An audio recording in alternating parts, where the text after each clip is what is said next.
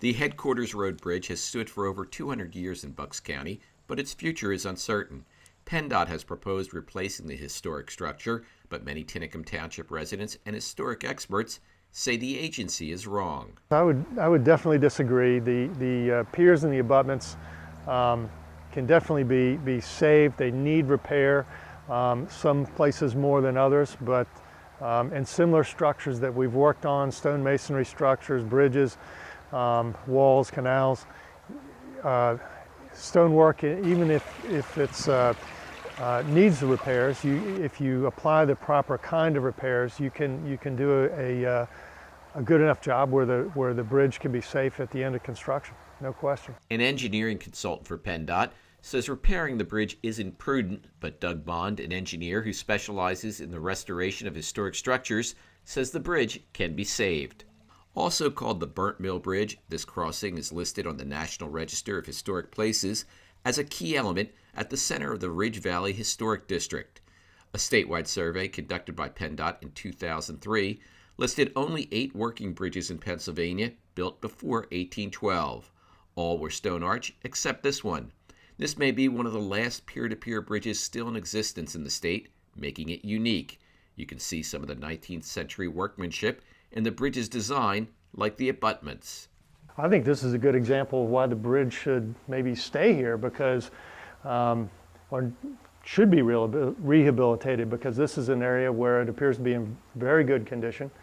You really see the large stones that were used to construct the bridge, and it's performed since 1919, carrying the steel girders, and since 1812 before that. PennDOT's consultants say the piers have deteriorated, but Bond says the stonework at the base of the piers is in good condition and can be rehabilitated. Sometimes we'll do a replacement of the fill on the inside by scooping out, mortar or clay and silt and replacing it with grout. So it really depends on what we find. What we need to do is have some cores taken of the interior of the pier so that we can see how the interior is constructed and determine how porous it is. You might see this hole in the pier and think that it's really detrimental to the structure, but really it's just a missing piece of a stone. And if we look inside into the hole, you can see some sediments of dirt and soil that may have accumulated there during flooding, but we also see some sandy remains of what we believe might be the original mortar between the stones. This can be repaired by placing a stone on top of it, mortaring it in place, and grouting the back of the stone. More frequent and better maintenance by PennDOT would have prevented some of the damage. Improving the measures to prevent erosion around the piers could help extend the life of the bridge. Changes such as better placement of grout bags. Well, I think it's evidence that some scour countermeasures are needed. There is some scouring action. But whether this is the most appropriate countermeasure long term is maybe questionable. But it can be repaired by grouting underneath the bags and maybe improving the edge details of the bags so that it doesn't scour right there at the edge there and undermine the bags.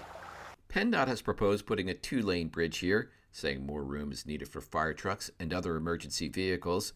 Bond says the deck should be replaced, but a 1-lane crossing atop the existing piers can address those concerns while maintaining the rural setting. Well, I think there's many instances of 1-lane bridges in the county that are used successfully for emergency vehicles. I think there are some things that can be done to improve the turning radius off the bridge on the east end by splaying the wing walls a bit, and that would greatly improve the turning radius of the vehicles, such that the 16-foot width of the 1919 design is not a hindrance. It's important to understand that when the superstructure is replaced, that it's going to be wider than the bridge that's there now. The bridge that's there now, the PennDOT had to place jersey barriers on the inside because the railing on the outside of the bridge, which was fastened to the original concrete, didn't hold up. And so the width of the travel lane was reduced significantly when the jersey barriers were put on. So when those are taken off and we get a new superstructure with new guardrails that are properly fastened to new concrete, we're going to have a wider bridge. And it's going to be a safer bridge than what was there right before it was the bridge width was reduced with the Jersey barriers.